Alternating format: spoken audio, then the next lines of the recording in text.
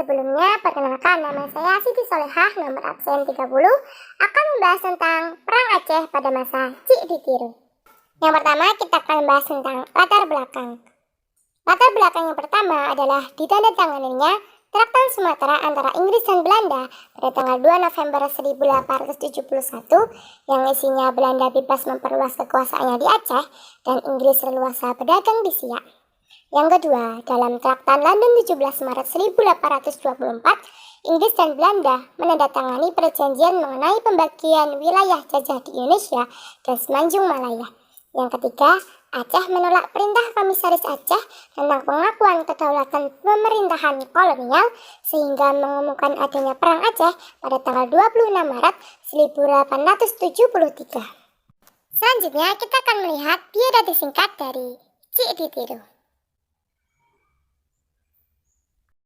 Cik Ditiru lahir dalam keluarga yang ketat agamanya. Dalam menimba ilmu agama, ia juga sampai belajar di negeri Saudi Arabia.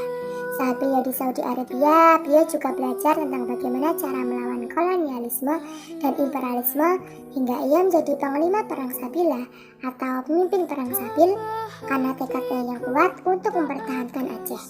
Pada tahun 1880, ada sekelompok perang gerilya yang datang dan mencari seorang ulama untuk memimpin peperangan. Cik Ditiru akhirnya menawarkan diri dan bergabung. Mereka bermarkas di Gunung Miran. Beliau memulai perjalanan menyusuri Aceh, tetapi berhenti di suatu kota dan beliau menyampaikan ceramah mengenai Perang Suci. Beliau juga tidak lupa mengajak para ulama untuk bersama-sama melawan bangsa Belanda. Karena beliau dan pasukannya berhasil mengambil alih wilayah jajah sebelum dikuasai Belanda pada tahun 1887, ada beberapa benteng yang berhasil direbut, seperti Benteng Lambaro, Alok Galong, dan lainnya.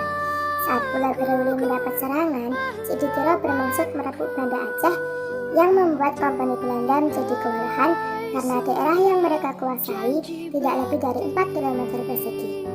Hingga Belanda menggunakan taktik unit konsentrasi atau membuat benteng di sekelilingnya.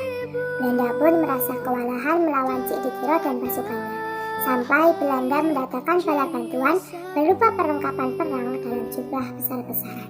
Pada tahun 1873, Belanda melancarkan aksi balas dendamnya untuk kembali merebut daerah kekuasaannya, namun gagal karena perang tersebut memakan banyak korban pasukan Belanda. Selain itu juga menewaskan Mayor Jenderal Kohler. Kegagalan tersebut membuat Belanda geram. Belanda pun akhirnya memperkuat daerah pasukannya dengan tembakan dari kapal perang yang berlabuh di pantai. Alhasil Cik Ditiru pun mundur. Setelah itu kita akan bahas tentang kematian Cik Ditiru. Untuk membuat rakyat Aceh mundur, Belanda mencari sumber semangat pasukan Aceh, yaitu Cik Ditiru. Akhirnya mereka berencana membunuh Cik Ditiru dengan menaruh racun di makanannya atau minumannya. Akhirnya mereka membayar laki-laki yang ingin mendapatkan jabatan tinggi dengan diiming-imingi diangkat menjadi kepala sagi oleh pasukan Belanda. Akhirnya laki-laki tersebut menyuruh seorang wanita untuk memasukkan racun dalam makanan dan memberikannya kepada Cik Ditiru yang waktu itu sedang sholat di benteng Turi Selilimbung. Akhirnya Cik Ditiru menghembuskan nafas terakhir pada bulan Januari 1981 dan dimakamkan di Indrapuri, Kabupaten Aceh. Semoga video ini membantu. Sekian dan terima kasih.